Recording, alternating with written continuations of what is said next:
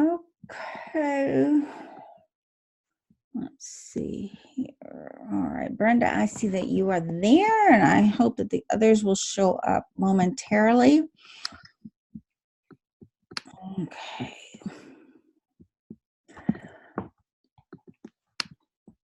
All right.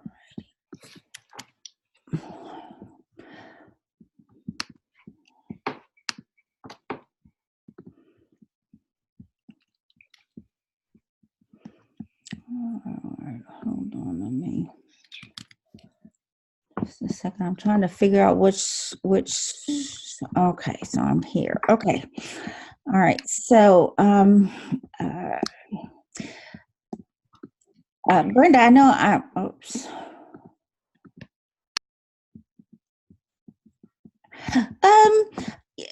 You know, I didn't mean to make things a little bit more complicated, but what happens is I'm just showing you other kinds of scenarios as well that are very common. So trade-in value sometimes it shows up.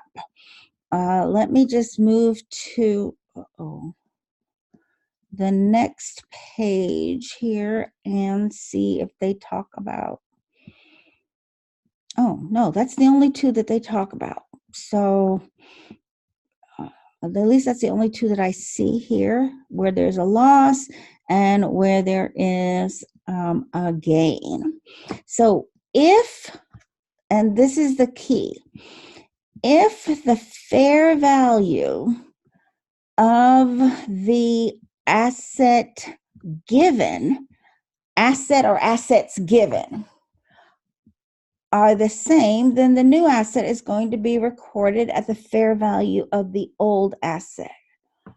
But if the fair values are not the same, then the new asset is going to be recorded at the fair value of the old asset plus any cash that was given. All right, so I think that's the key thing. Let me just move back over here to, all right, just a second. Okay, she says,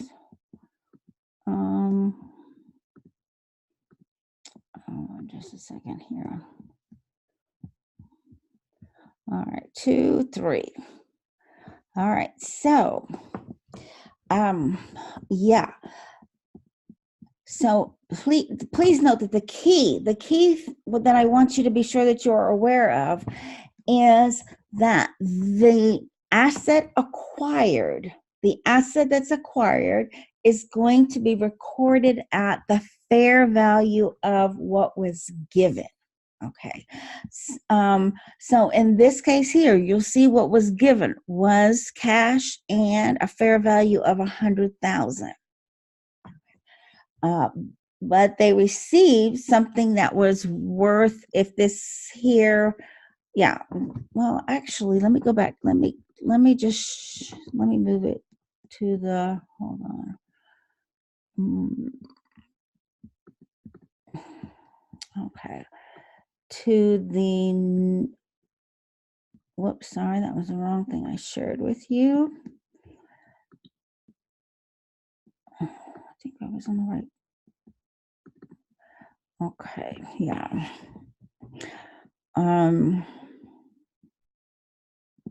Okay.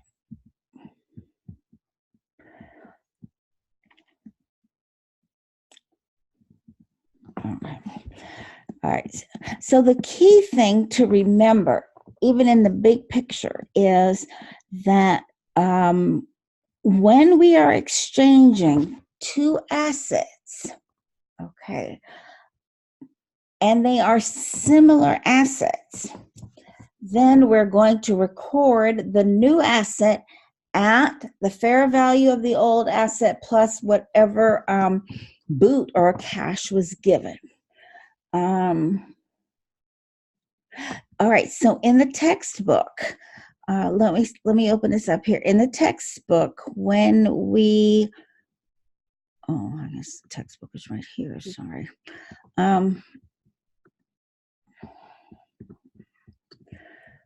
Just a second. So in the textbook,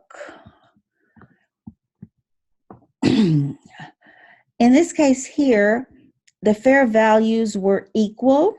When the fair values are not equal, then you would have the asset received, which in this case here was the boat, is going to be equal to or recorded at the fair value of whatever was given. Okay. All right. So, yes, whenever the fair values are equal, then we're not going to have a difference in terms of what is the new asset recorded at.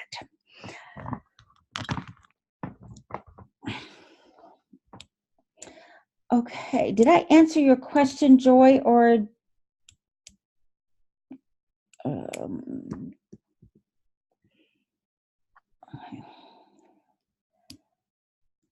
okay, so yes, just for the benefit of anybody else who's watching, now in the problem that I did, okay, hold on a second.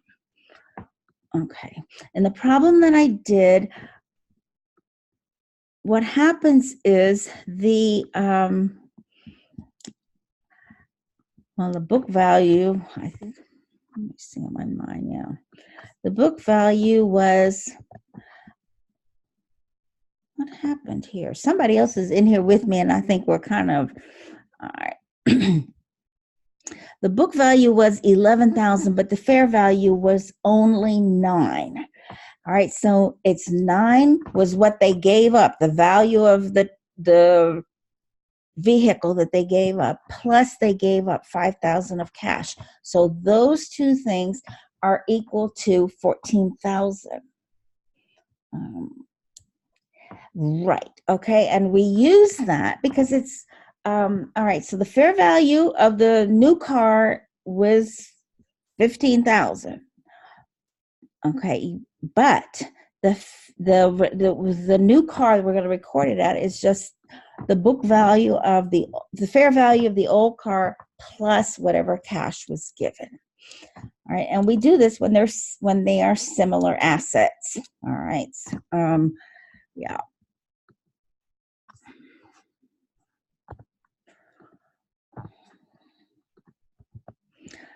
Why is this not showing up? I don't know. This is okay. All right. So, for example, one of your homework problems, and let me just.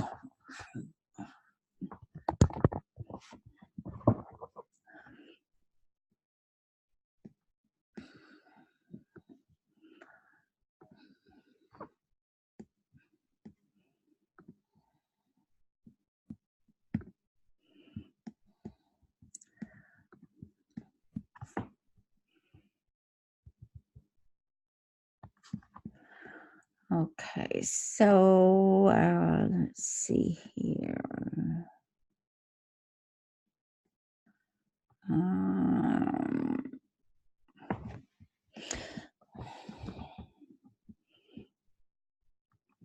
Now this one here, this one, I don't, yours may look similar or may look identical, but anyway, they purchase this was on July 1 of 2016, they purchased for $76,000 equipment that has a service life of 8 years and a residual of 4,000.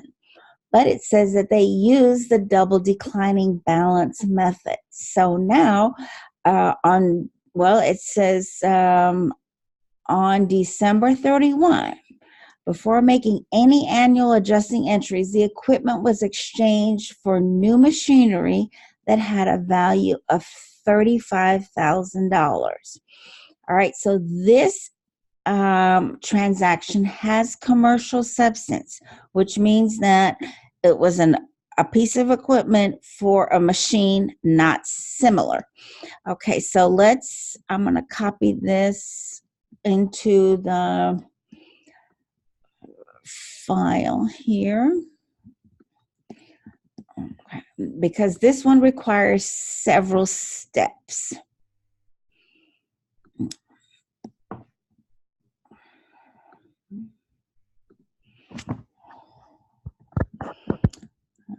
bear with me just a second while I, okay. Okay.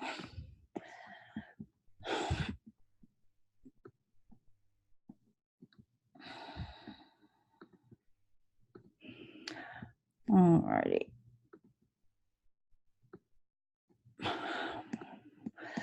All right, so now we've got several steps that we need to follow. Number one, the first thing is we have got to compute the 2018 depreciation expense. That's the first thing that we need to do. All right, then, okay.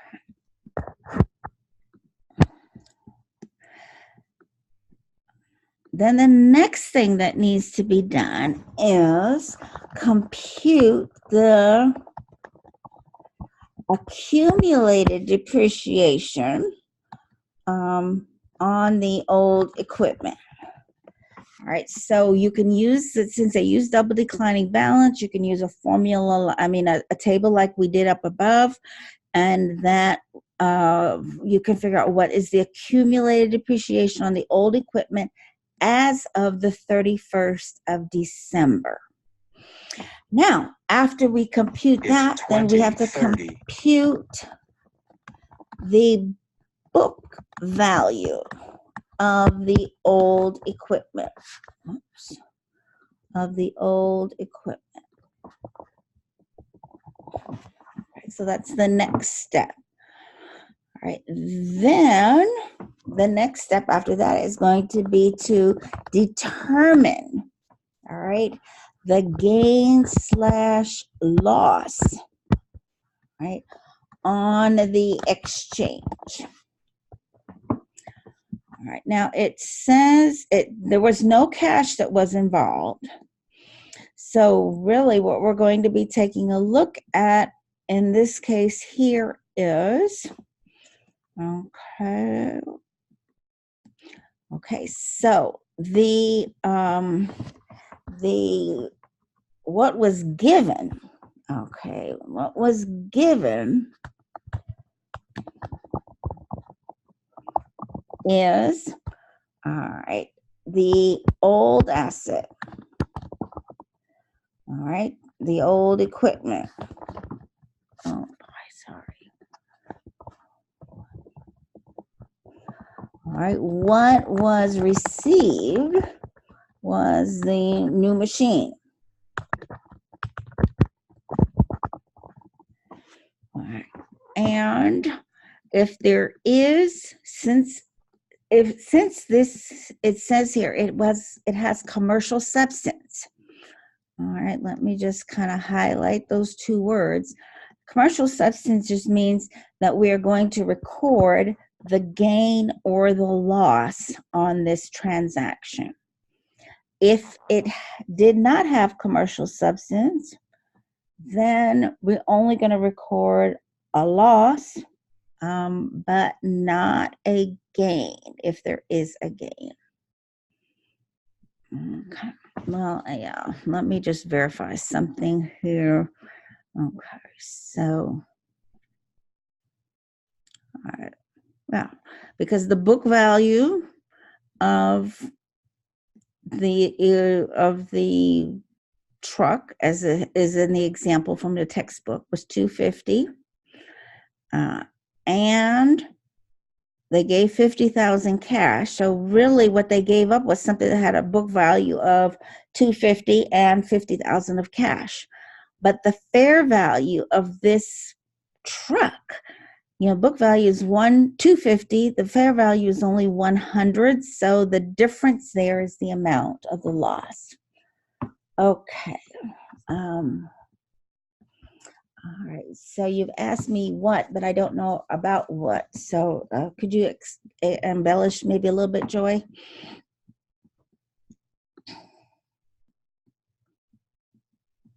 Okay, so let's just take a look here. All right. Whenever there's a loss, we're going to record the loss.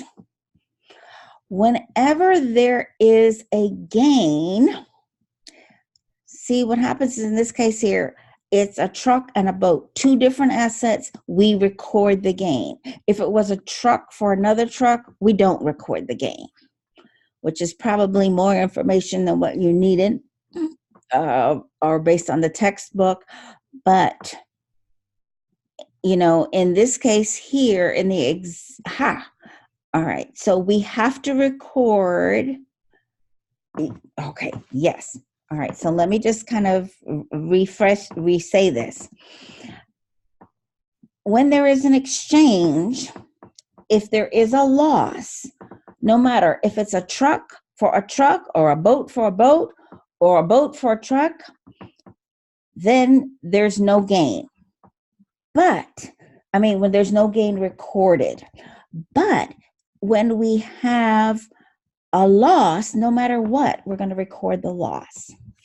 And when we have a gain, we're only recording the gain here because there is commercial substance. And commercial substance just means that there are two different assets that technically have different cash flows. But you know, determining the difference in cash flows usually for students is just going to be the fact that the assets are two different assets. It's not like we have, you know, one piece of furniture that's being traded for another piece of furniture that is the same function. Okay. All right, very good. I think, you know, I'm just going to read some of what you said. It says, since there is commercial substance, all right, the gain or loss, regardless of the type of asset, is going, right. If there is commercial substance, we record the gain or the loss. If there is no commercial substance, then we'll record a loss, but not the gain. Okay. All righty. Any other comments or questions? But I think I'm going to redo my notes for next time I teach this class, because I certainly didn't mean to cause confusion. And I'm sorry if I did. Well, all right. Okay. I'm going to call it quits now unless you have a... All right, yeah, we may not be to the trade-in part, so I may have given you more than what was covered so far. Okay. All right, so I'm going to close this down. These videos do need to process before, and they got to process through Zoom and then through YouTube. But the links will be available on YouTube, hopefully within a half an hour or so, but I'll put those links into Leo for you. All right, well, have a good night, a good weekend, and I will see you guys, I guess, in class on Leo. All right. Oh, okay. Joy, I tell you what, I'm gonna close this one out, and then you and I can just, well, let me see. You know what? I kind of, let me see, just a second. Joy.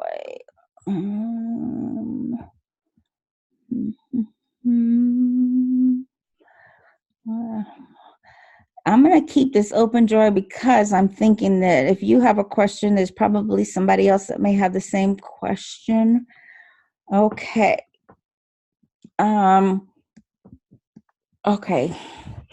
So the textbook says that property, plant, and equipment should include the purchase price less any negotiated discounts. But the e-learning unit says that lump sums purchase of property, plant. Okay, so these are actually two different topics.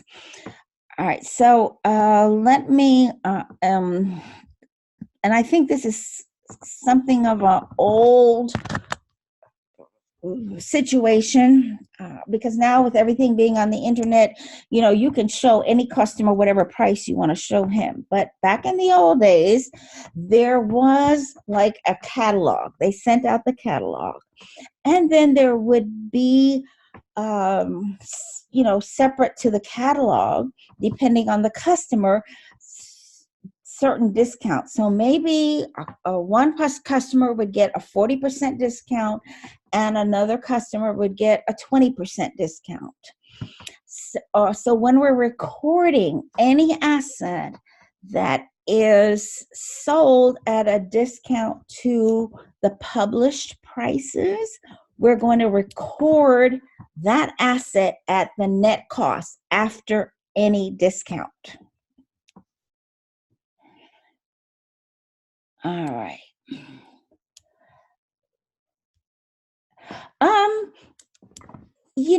So your question really is, the invoice price doesn't include the trade discounts. Long ago, it may not have. But nowadays, so if they tell you there is a trade discount of 30%, then you know that you need to reduce whatever is the invoice price by 30%. All right.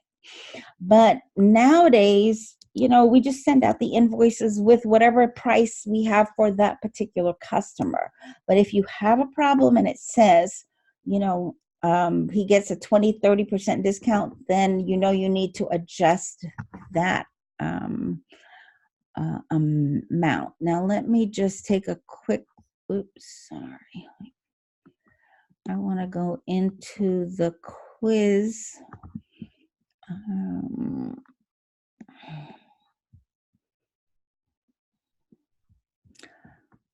Okay, I'm going to come back to that first question, but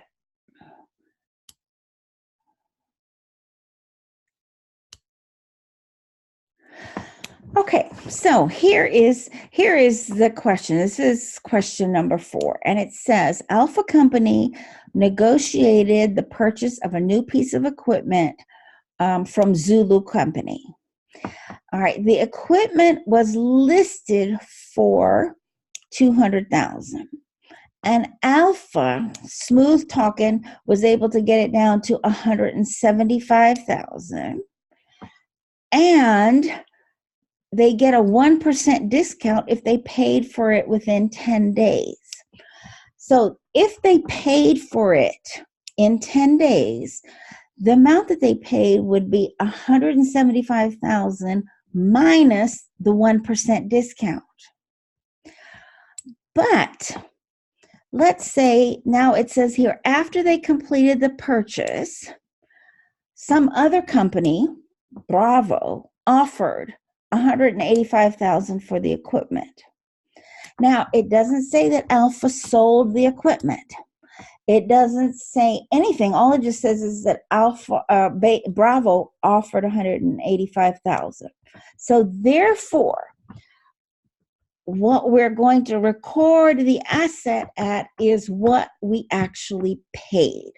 All right, not there was a fire sale and so I got this piece of equipment for $30,000, but it's really worth $50,000. It doesn't make any difference.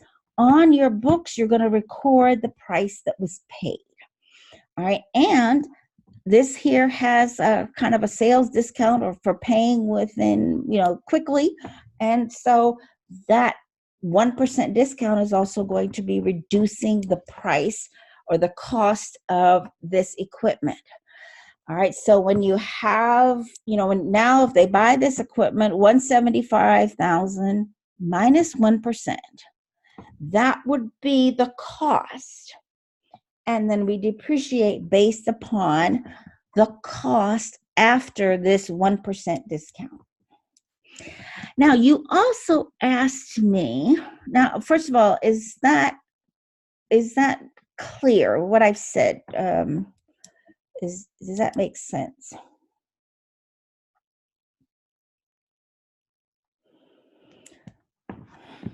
All right.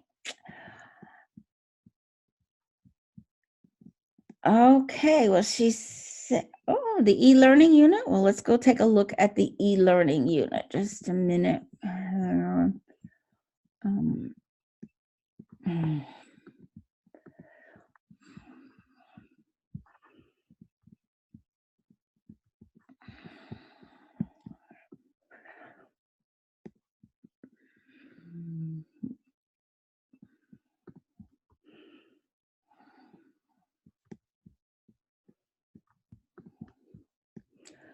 all righty. It's up. Okay, here we go. Thank you.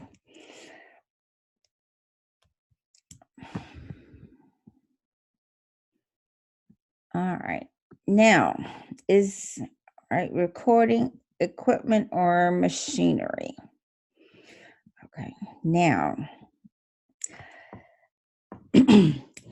okay. So now, in this case here, this is even a little bit more complex than the homework problem, because the homework problem just says, this was the price and it was, a 1% discount. But the cost of an asset to be comprehensive is going to be all the costs that are incurred. Oh, well, let me just finish my sentence. All the costs that are incurred to get that asset to its, ready to be used. And so now let's see here. All right, you can see my screen, Joy. Where do you see where it says that the seller's net invoice price, whether or not the discount is taken?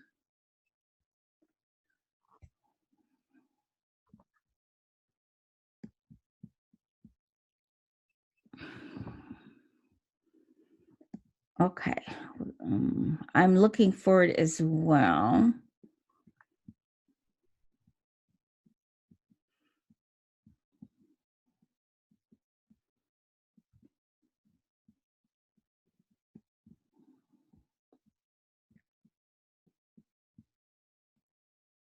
Okay.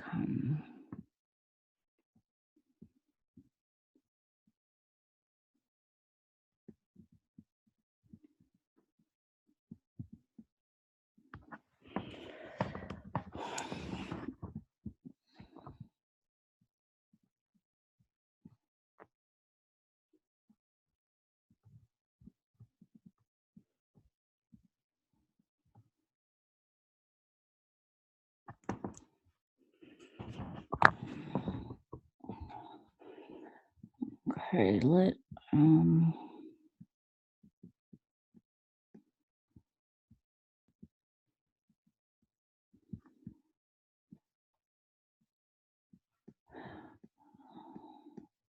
okay.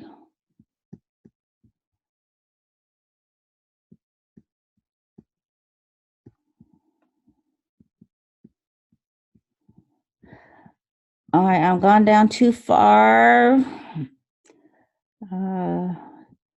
So to tell me what section I'm looking for. Okay. I'm gonna be here at recording a building, and tell me if I need to go up or down. First bullet. Oh, I see what you're saying here.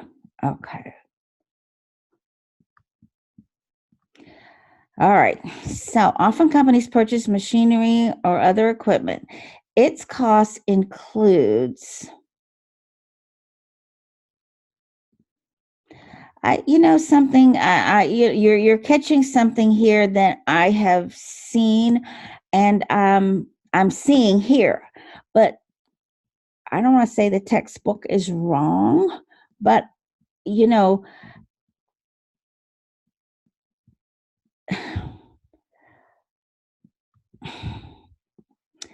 um, okay, yeah. Um,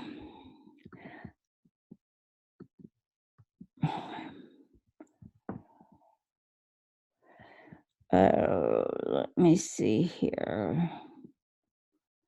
Okay, uh, oh goodness me, the time is almost up again. I got a few minutes left. Um, I'll be quite honest with you. This one here, if there was some way of me being able to remove this what's in parentheses. Um, okay, now let's see.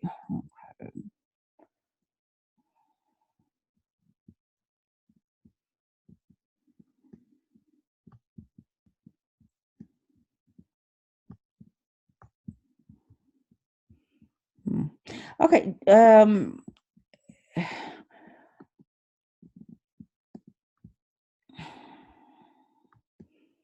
Okay, well, I'm gonna go back here.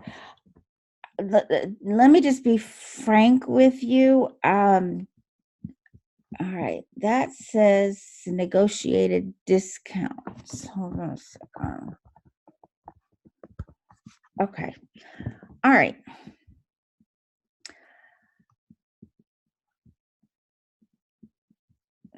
Okay, so here it is saying less any negotiated discounts.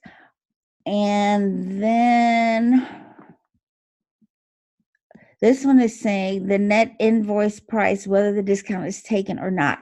I just kind of, for now, ignore this because um, uh, this just doesn't. It's just not making sense to me.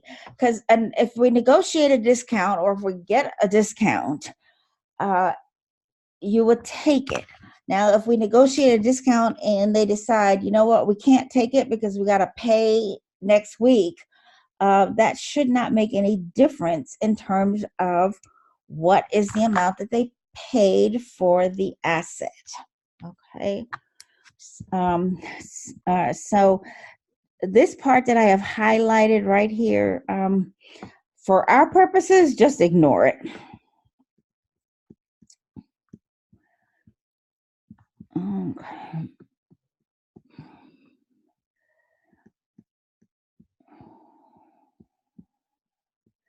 Okay. Okay, and so yes, if there was, like it is in the homework problem says, where is it? Right. So the homework says, they get a 1% discount if they pay it within 10 days. So therefore, the net cost will be less than 1%. And so, yes, when we are recording the cost of Alpha's recording the cost of this new equipment, it's going to be 99% of 175,000 because that's what they paid since they paid, in 10 days. All right. So they bought it on the 1st, 10 days later, they made the payment. All right. Now, if they made the payment on the 30th of July, then the asset would have been recorded at 175,000 without a discount.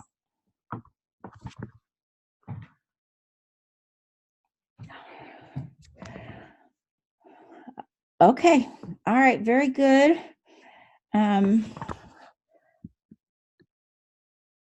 All right.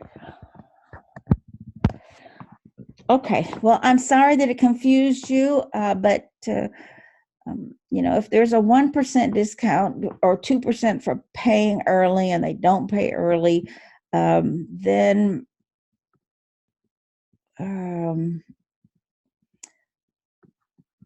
what can I say? Then you recorded it, whatever you paid for it. Oh, okay. All right. Very good.